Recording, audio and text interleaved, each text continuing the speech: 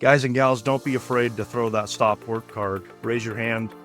If trust your gut, trust the hair on the back of your neck, your instinct. If something's not right, if something doesn't smell right, if something doesn't feel right, for God's sake, stop what you're doing. There's nothing out there in your job that is worth you not going home at the end of the shift. I can't hit home on that enough.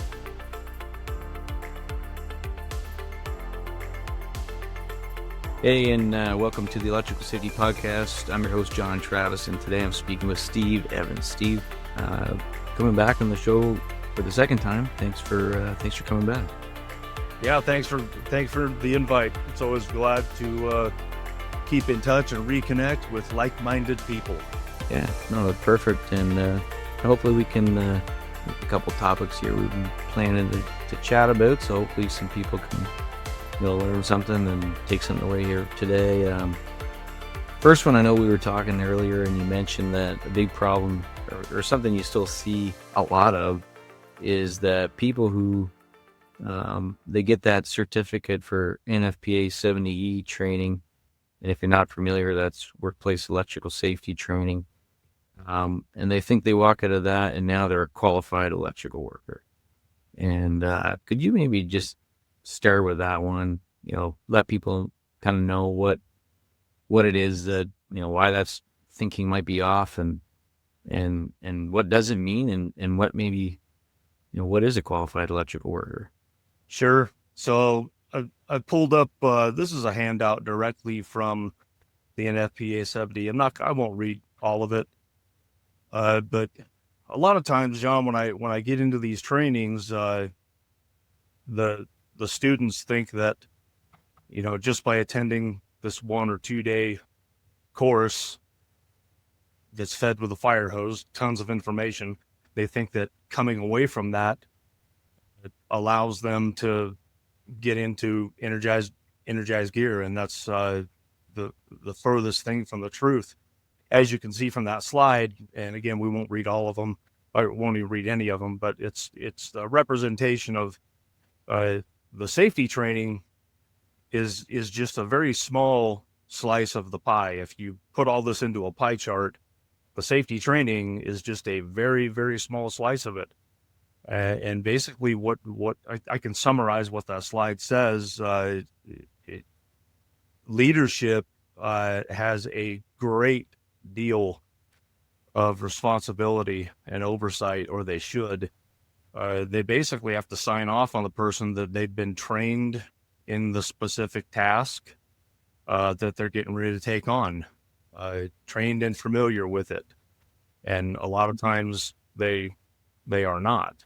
So that's kind of a big misconception out there in my humble time that I've been doing this, about 9 years now. This one rears its head quite a bit. So we tap the brakes, we set the brakes on this, and we make it, I make it absolutely clear. Hey, look, coming away from this training doesn't qualify you to do anything.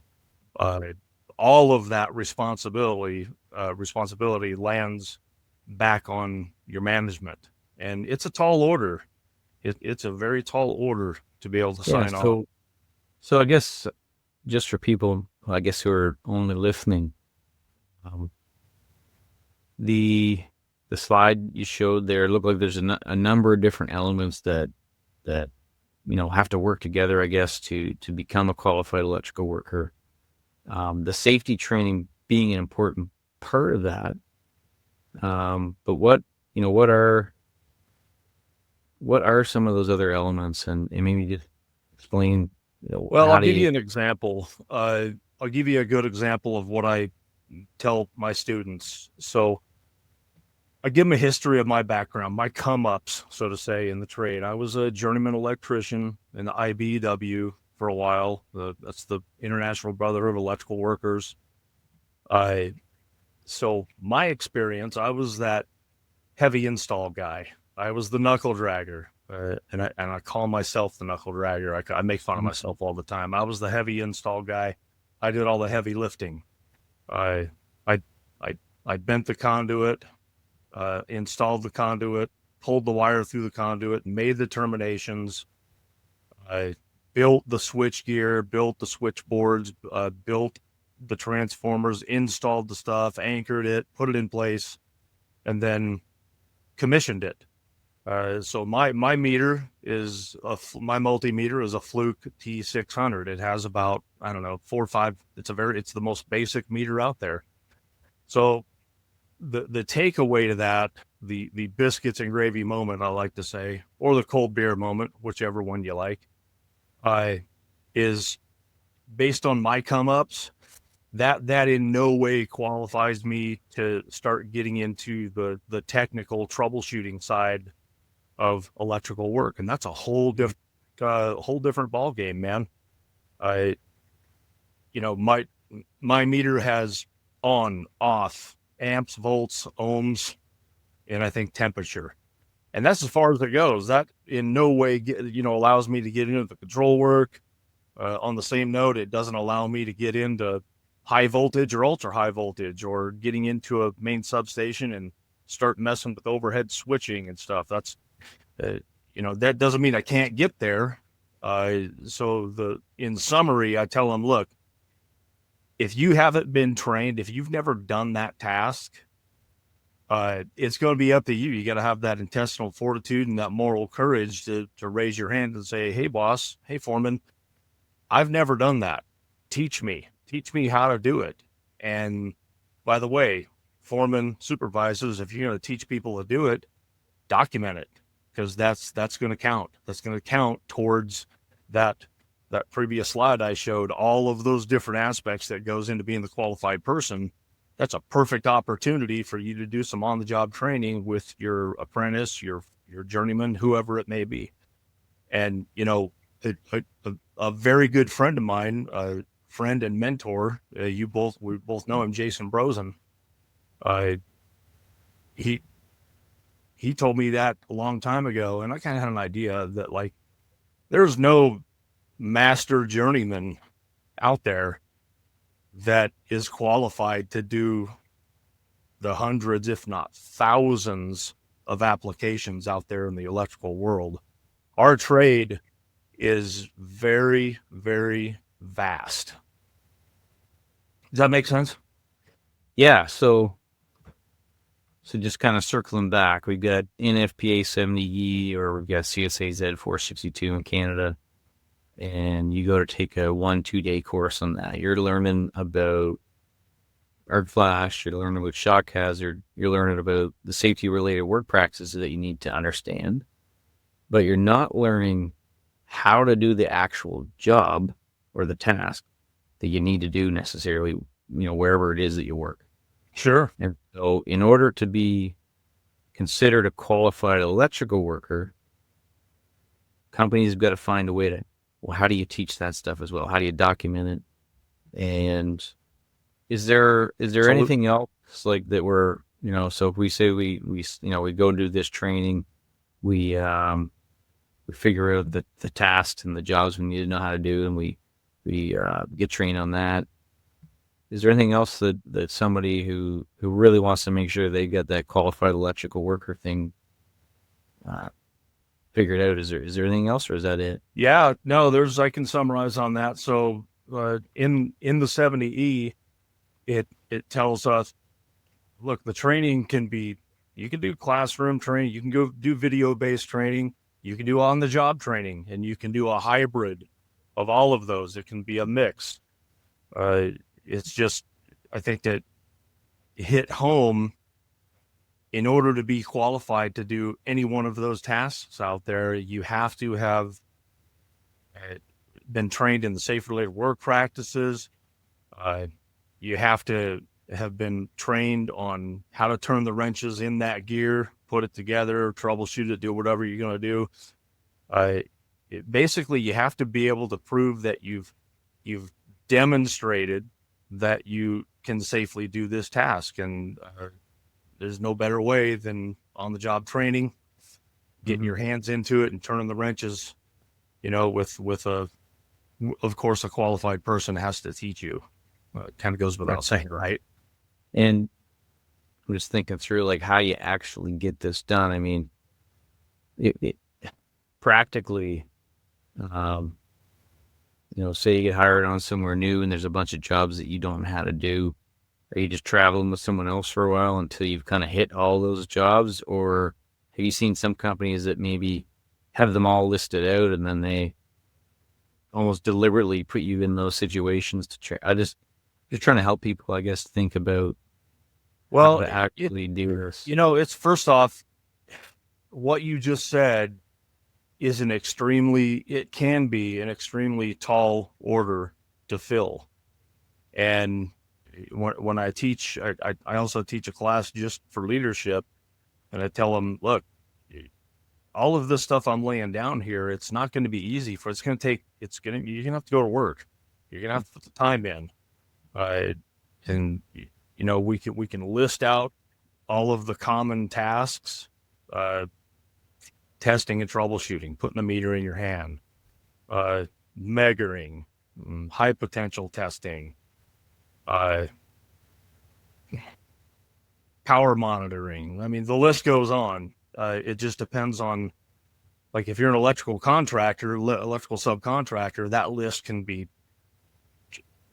ginormous, right? Mm-hmm. So I'll circle back to what you said. You're absolutely right. It means that unqualified person that is getting ready to take on that task, now he's in on the job training and he's attached at the hip with a qualified journeyman, for lack of better terms. And then that journeyman is walking them through the process. And that's where we circle back to the documentation. And it doesn't have to be, I use the term rocket surgery. It doesn't have to be rocket surgery. And you don't have to go into all these great lengths. All you have to do is document it. And my advice to the people that are training those people to turn the wrenches out there, keep a diary, keep a journal, or create a form with a checklist. Checklists are great. I'm a huge proponent of checklists. I mean, pilots have I got this from Jason Brosen too. Use a checklist. Use a job safety plan, job safety brief checklist. Pilots use them. Why shouldn't we be using them? That's something I wish I knew about in my early days in the come-ups. I probably would have progressed a lot faster. I guess one thing that just crossed my mind, as we were talking, so you mentioned journeyman electrician, so you can kind of go somewhere to obviously designation feels official and all that. You can go do the NFPA 70E training and you get a certificate, and same thing, it feels very official. Who is it that actually says, yeah, okay, we've done all this training with Steve and he's now a qualified worker to work here? Is it the company? It ultimately lands on the organization, the company. Yeah. Now, it's going to vary from state to state. In some states, you can get an actual journeyman card to where you go and you test out with, say, the IBEW. In Arizona, where I'm at, unfortunately, anybody can call themselves a journeyman, and you got to be super careful with that. And that goes back into vetting your contractors and vetting your people. But in summary, John, to answer your question, ultimately, it's going to land on the employer. So hypothetically, if a guy or a gal gets into trouble, gets into something that they shouldn't be in, and they end up getting hurt or hurting somebody, those questions are going to land with the employer. OSHA is going to, and other regulatory entities are going to start asking those questions. And the first people they're going to go to is executive leadership and management. And then it's just go down the line and end with, okay, well, who trained them? Who trained Steve to do a Megger test, or who trained Steve to do breaker testing, or who trained Steve on how to use the Fluke T5 or 600? So does that answer your question? Yeah, that's what I was looking for. So Okay, I think we got that one squared away, and I know another one you were telling me about that you like to kind of go into detail on is what you call a safety triad. Yeah, yeah, absolutely. Yes. Let me find this slide here. It's a good representation. So I ask in the kickoff, right at the beginning of the class, I ask them, "Hey, why are we doing safety? What's the Mm-hmm. 60,000-foot view? What's the reason that the company has spent all this money on their safety policies and procedures? Why are they paying a safety nerd, an electrical safety nerd like you and me to come out and do this training?" And there's three reasons. It's called the safety triad. Now, I didn't invent this. I R&D'd this. You know what R&D is, right, John? I think I have an idea, but sounds like a bit of a joke here. It is. Normally it's research and development, but in the safety world, it's rip off and duplicate, right? So I encourage everybody seeing this, use this safety triad. So there's three reasons why we want to be safe, and follow these safety rules and practicals and procedures. First and foremost, the very first is to prevent injuries, right? Nobody likes getting hurt. We want everybody to go home in better condition than when they arrived at work. What do I mean by better? Not only do they go home, they have all their fingers and toes. Uh, they didn't get injured, but they can go home at the end of the day and have that sense of pride, sense of accomplishment that they did it today. They did it safe. And so they can come back tomorrow and do it again. For And it all circles back to family, man. That's one of the biggest buy-ins, the what's in it for me factor, when convincing people why they want to work safe. You have to make it personal. And one of the main contributing factors is most everybody out there has somebody or something, a dog, a family members they support that they need to sustain that income. So the second reason leading into it, increased profitability. So when I talk about increased profitability, I talk to two separate classes of students: management and the wrench turner. So for management, injuries are not cheap. They're very costly. All kinds of factors go into it: retraining people, replacing equipment, uh, fines, medical bills, huge one, uh, workers' comp, uh, workers' comp payments. So on the management side, they're certainly not cost effective, right? So the wrench turner, like me, uh, you cannot be at your maximum earning potential if you're sick, injured, laid up in the hospital, or dead. Uh, Workers' comp. On average, these numbers fluctuate a little bit, but on average, in the United States, workers' comp payments average on about 60% of your income. I don't know about y'all listening out there, but me, I need to be at 100%. I need to be earning in order to sustain the Evans family. So that's increased profitability. And then, of course, lastly, comply with OSHA and other regulatory entities. Now, here's the profound thing that I tell them. Beyond today, after we part ways, don't spend too much time hyper-focusing on that increased profitability and comply with OSHA. Well, why on earth would I say that? Those are two very important things. It all circles back. Look at that prevent injuries. If we strive for that number one goal, preventing injuries, and that's a tall order, there's a lot that goes into it. But if we strive for that, those other two are going to be a byproduct. 9 times out of 10, they're going to fall into place. Yeah. Yeah, I guess I always kind of thought a similar sort of, I'd kind of talk about a double-edged sword safety, and one side of it is obviously you don't want people to get hurt, and the other side is the liability aspect from the company, which then ultimately typically boils down to money. Oh, I absolutely. was going to ask you that with the compliance with OSHA piece. Um, is there a way to not tie that back financially? Like, if you have the increased profitability, obviously if you're paying fines, your profitability is going down.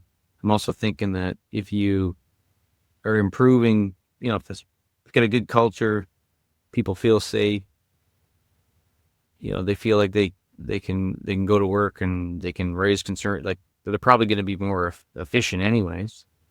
So you're increasing profitability that way. How else does that OSHA piece tie in, I guess? Does that make any Well, sense? No. I think so. So early on in your sentence, I think you asked, is there a way to get around that? And there is, and it's not all the time. I don't want to mislead people on this, but there's a thing out there in the United States called the OSHA VPP Star Status, and that's the OSHA Voluntary Protection Program. Once a company goes down that road to attain that VPP Star Status, they have now demonstrated that they're big boys and girls, and they have a absolutely excellent safety culture and safety climate. And I'll talk about the difference between the two. If I forget, please remind me. So once the company goes down that road of attaining that VPP Star Status, and I'm here to tell you, that is not an easy road to go down. I've been through about 6 certifications in my career to get that VPP Star Status for a couple of different companies working as a safety manager. Normally it's about a 2-year process. So once you complete the application, and it's a very intimidating application, but they'll help you through it. They'll walk you through all of it. The consulting side will help you out. Once they get that final achievement, and part of getting that means, okay, we're going to call up OSHA. Now we're ready. We're ready for the final inspection, the grand finale, right? And now they're going to send a team, not just 1 or 2. Usually it's 5 or 6, depending on how big your company is. Now they're going to come in and probably do a 2 or sometimes 3-day on-site, very in-depth inspection. So the way it works is, and here's where some organizations fail and they don't get it. Half of the consulting team comes in, they look at the policies and procedures. They go into a big conference room, they look at all of these really cool, very expensive, professionally made written policies and procedures. And so far they're doing really, really good. Well, the other half of the team that I was on, we were out on the production floor interviewing employees. And if this is a game ender. If this happens, they will not get the star status, or it'll be delayed. If those employees out there have no idea about these really robust policies and procedures, they get a goose egg. None of it matters. So, and that I cover that in my class too, specifically for the leadership side. Specifically with the written electrical safety program. If those qualified people have never seen that written electrical safety program, you're headed for some trouble, right? It's one of the reasons why that program needs to be documented, the electrical safety program, and it needs to live within your regular safety program. It's a hard binder or electronic, however you want to do it. So when I give my students a little bit of homework, I'd say by the time we part ways, you need to be poking your safety manager in the ribs or tapping them on the shoulder saying, hey, man, I just heard about this written electrical safety program. I've never seen it. So that's the homework I give them. You absolutely have to have that hot little program in your hot little hands in order to do your job safely. That's where all of your expectations live. So I guess in summary, the only way, in my humble experience, that you're going to get away from that is if you're fortunate enough to work for a company, get away from the OSHA factor here, is if you're fortunate enough to work for a company that is either achieved or achieving, working towards that VPP status. Other than that, OSHA is going to be a part of it, man. Now I tell people this, and we can transition into NFPA 70B with what I'm about to say. So, depending on the state you live in, you could get unlucky and you could get a surprise visit from OSHA, right? Doesn't happen too often. I mean, it happens. However, if something does happen, God forbid, knock on wood, and somebody gets hurt, I promise you, those are going to be some of the first questions they're going to be asking. Where's your written electrical safety program? Where's your training documentation? Where's all of these things that should be living in your safety policies specific to electrical safety? And the same thing applies with the NFPA 70B. Now, the NFPA 70B, for those of you who don't know, is the standard for electrical maintenance and preventative and predictive maintenance. And that alone, the 70B, that is an extremely tall order to live up to. That is not an easy task. And I tell the facilities folks that are in the class, facilities managers, ops managers, I say, if you want to be horrified, bust open your OEM user manual, the instructions on any one of your breakers. Let's say your main distribution. It's gonna tell you that you have to, in the 70B and the OEM user manual, it's going to tell you at a minimum, depending on the condition of maintenance, if it's being properly maintained and what type of environment, if it's a super clean or super dirty environment, at a minimum, you're going to have to actuate that breaker according to the OEM user manual and the 70B. Well, you got to go and turn off the main. Let's say it's 1,000 amp main, a great big main. Well, you can't just do that while we're making power. Well, you can't just do that, right? When devices are under load. In order to safely do that, we're talking about a shutdown. We're talking about somebody, a group of qualified technicians or maintenance people have to now go and turn everything off, take all the load off, verify it's dead. Then and only then, in order to actuate that breaker safely, go turn it off, go turn it back on. All of that load has to be taken off. If you do that under load, there's now a likelihood that you're going to cause a failure. You're going to cause an arc flash or an event. You could wreck some gear. You could hurt some people. You could blow some things up. So that's kind of why that's what I get the example of why that 70B can be very difficult to live up to. Shutdowns are not cheap, right? Scheduled shutdowns are not cheap. We're not making widgets. That means we have to, schedule it out, plan it out to go turn everything off just to actuate the breaker. It also tells us we have to do annual thermography, thermal scanning prior to a shutdown. With the thermal, we're at the hot gear, identifying any hot spots. 9 times out of 10, the hot spots indicate a loose connection or some type of problematic situation going on. Now, with what I said previously, it's very unlikely that OSHA comes a knocking unless you just get unlucky that day.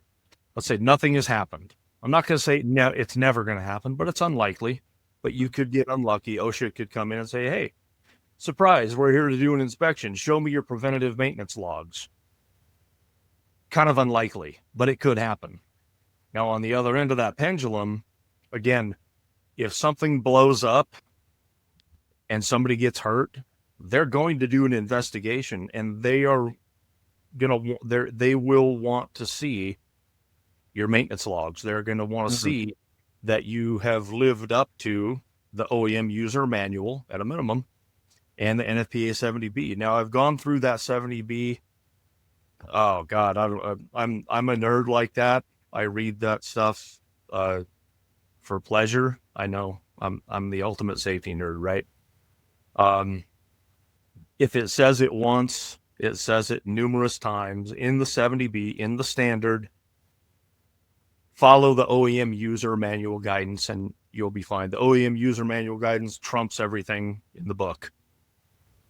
And so, interestingly enough, this 70B, it just became a standard very recently. Prior to February 2023, it was titled Recommended Practice. Right. So what did that mean to us in the facilities world? It didn't mean a damn thing for most, because it was just a recommendation. It was a suggestion. Now that it's a standard, now OSHA's involved, organizations can get into trouble by not following it. It is enforceable. OSHA will use that to support any violations. Now they have their own separate set of standards, 1910 333 through 337, I believe they are. If they don't quite fit and they can't find the right verbiage, then they're going to reference the 70B. And if they find out you're not living up to it, I tell them, if you get in hot water, sign here, press hard, it's got to go through 3 copies. So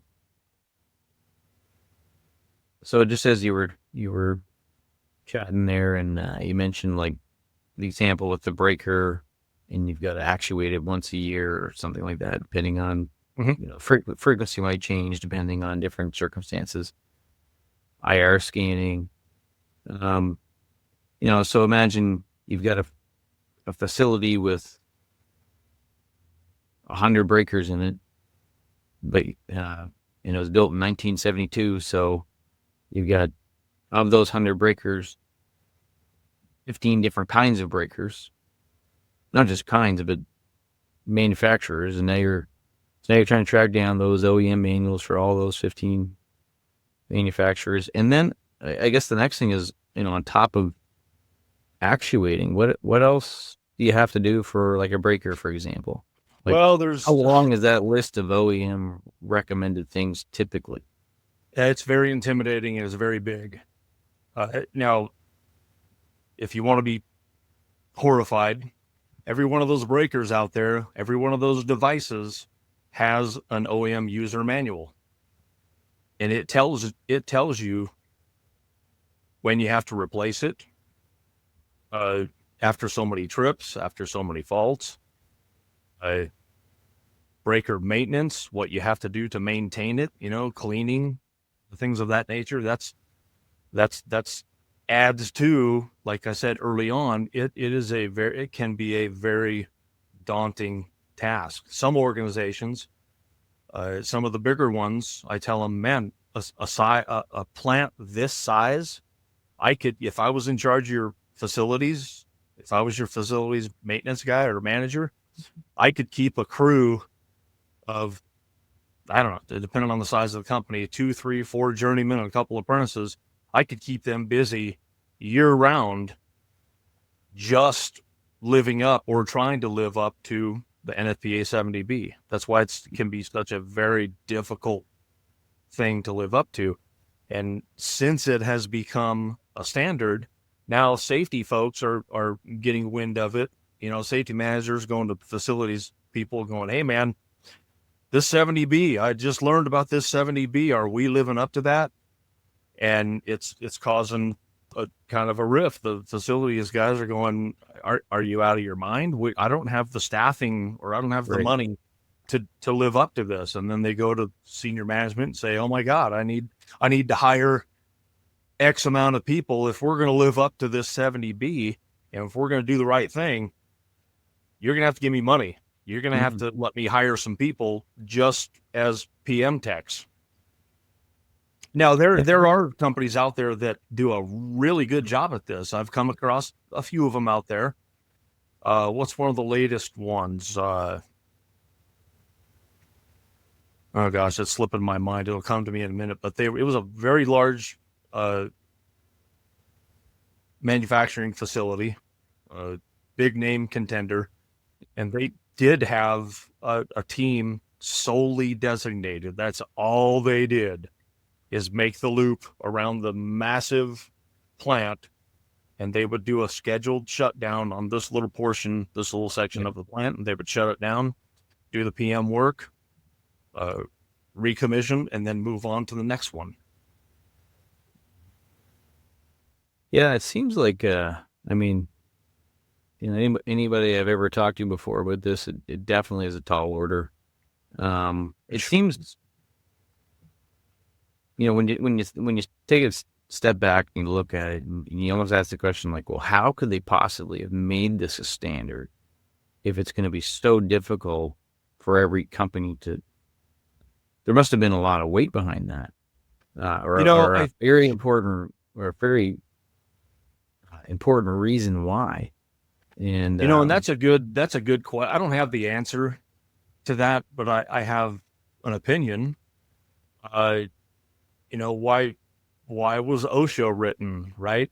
You've heard the analogy, OSHA was written in blood. That means something has happened. I can't help but think the 70B becoming a standard, I can't help but think that was a contributing factor. There was probably some events that took place, and after they do their root cause analysis, they figure out, well, the gear wasn't maintained properly. Yeah. It wasn't torque checked. There was no thermography. Nobody, I mean, on the other end of that spectrum, John, I've been to companies, I won't say the name. It was a great big steel manufacturer in the Midwest, and some of the gear that I came across. Matter of fact, I was doing my very first site walkthrough with my buddy Jason Brosen, and we were horrified with some of the stuff that we saw. These devices where you couldn't even tell it was a disconnect. It was so covered in dirt, grime, grease, carbon buildup. And we started asking questions. Hey man, when's the last time anybody PM'd this gear? And they're like, never. Since it was installed in the 40s, and I don't know how it was still operating, but the stuff was so deplorable. It's like, man, knowing what I know now, and if I was that operator or the worker that had to go and actuate that safety switch or push that button or interact with that gear in any way, knowing what I know now, no way, brother. I'm not getting near that thing, because the likelihood, the worst operating condition that it gets, the worse it gets, the likelihood needle of it exploding when you interact with it goes into the red. No, and I think that's, I guess that's kind of what my thought process was, and where the question was going is, just thinking through, and even now, talking about normal operation and normal equipment condition, that, so those are ideas coming from a safety standard. Now you've got OSHA looking at maintenance from a safety standpoint. And for them to buy into that, and I think I can't remember who it was. I was speaking with somebody a few weeks ago, and they told me that after they looked at it, and this wasn't OSHA, this was another organization, but maintenance, I'm quite sure, was number 2 on the list for electrical incidents. That doesn't surprise me. Yeah, or not maintenance, but lack of maintenance. So kind of just piecing those pieces of information together, to me, that's got to be the reason why NFPA 70B is now a standard. It's enforceable by OSHA. They care about it. And when you have a safety incident, they're going to turn and look at your maintenance practices to see maybe that was the reason that this happened. And so that is something that a lot of people probably don't realize right now. You're absolutely right, and that's in my travels, man. When I cover the maintenance aspect of it, when leadership is in the room and facilities guys are in the room of where these responsibilities are going to land, their eyes get really, really big, and they're thinking, "Oh my God!" What on the side conversations, they're like, not all of them, just a few, but side conversations on the breaks, they're like, "Dude, we have a lot of work ahead of us." So I pulled up another slide that I'll go over briefly. This checklist, it's what does normal operation of equipment mean? So I'll paraphrase what the 70E says. I should have it memorized, but I think I'll get it pretty close. So it says normal operation of electrical equipment is allowed when a normal operating condition exists. So this checklist here is this is how you achieve this. These are the questions that the qualified worker has to ask before interacting with that gear. Has it been properly installed according to the National Electrical Code? Has it been properly maintained? Is the equipment properly rated for the available fault current? Those top three right there, those are a very difficult thing to live up to. In order to answer those questions, the qualified worker has to do some homework. Properly installed. Well, how the heck do I know that? I've got to find some records, right? Properly maintained. How do I know that? There should be a maintenance log somewhere.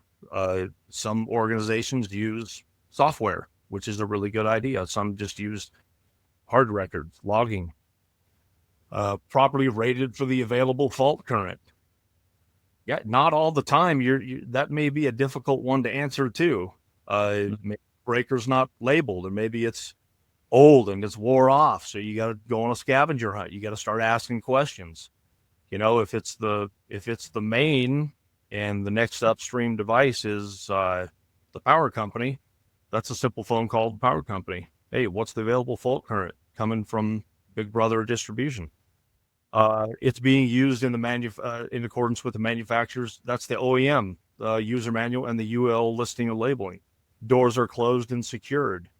All the covers are in place and secured.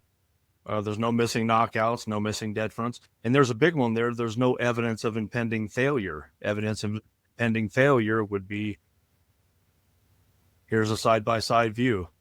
On the left there, that's a Google stock image. That looks like it appears to be in normal operating condition. There's no evidence of impending failure. Now, the one you see on the right, that was my safety walk with Jason Brosen. Some of those disconnects, taking one look at that is obvious signs of impending failure. If the outside of that gear looks like that, what do you think the inside of it looks like? Those disconnects that you see there, those devices, if you never opened one of those up, they're mechanical.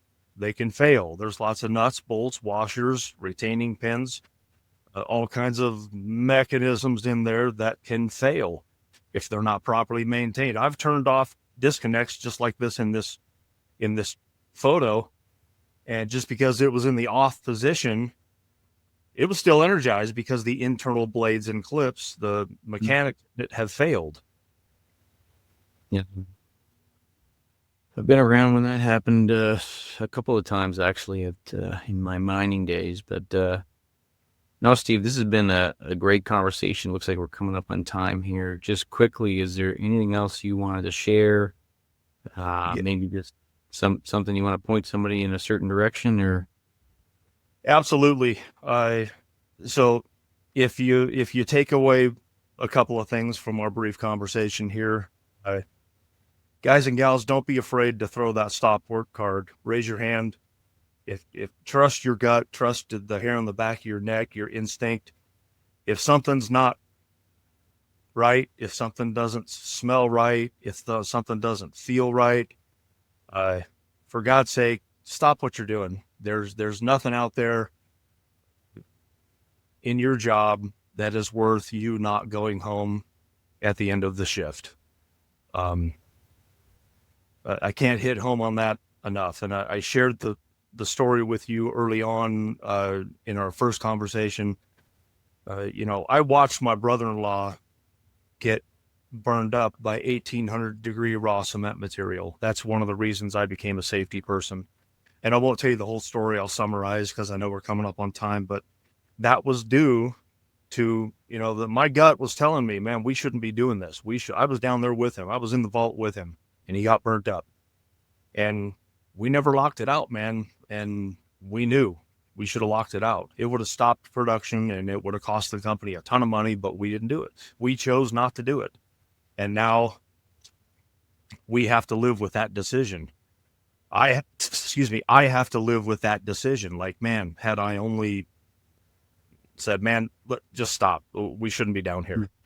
So, and then lastly, be careful of that false, and I say false because it's a lie, the false sense of the need to hurry up. All right. As leaders, as managers, we should never be speaking those words to our people. Hey, hurry up, get it done. Got to get it done. Got to get it. What happens when put your wrench turner hat back on and think back when you're in the field turning wrenches? What happens when your boss tells you to hurry up? We're behind. You start taking shortcuts and you start missing critical steps. So my advice to managers and leaders, it's perfectly acceptable to get your finger on the pulse on deadlines and where the job is going. Finding out where your people are. You got deadlines. I get it. Everybody understands we have deadlines. But I caution you, choose your words carefully. Like I said, it's perfectly acceptable. You got to get your finger on the pulse on where the job's at. I get it. I've been in those positions before. I've been a project manager. I've been a foreman. It's like juggling cats, and the cats are on fire, right? But if you're going to go down that road, make sure you end that conversation with, hey, yeah, we are behind. We have a deadline, but don't take any shortcuts. I want you to do it safe. This piece of gear is not worth your life. And that's all I got, man. That's my summary. That's great. No, that's really helpful and always a pleasure, Steve. Thanks again for coming on the show. And absolutely, man. Look forward to the next time. Keep me in your number book.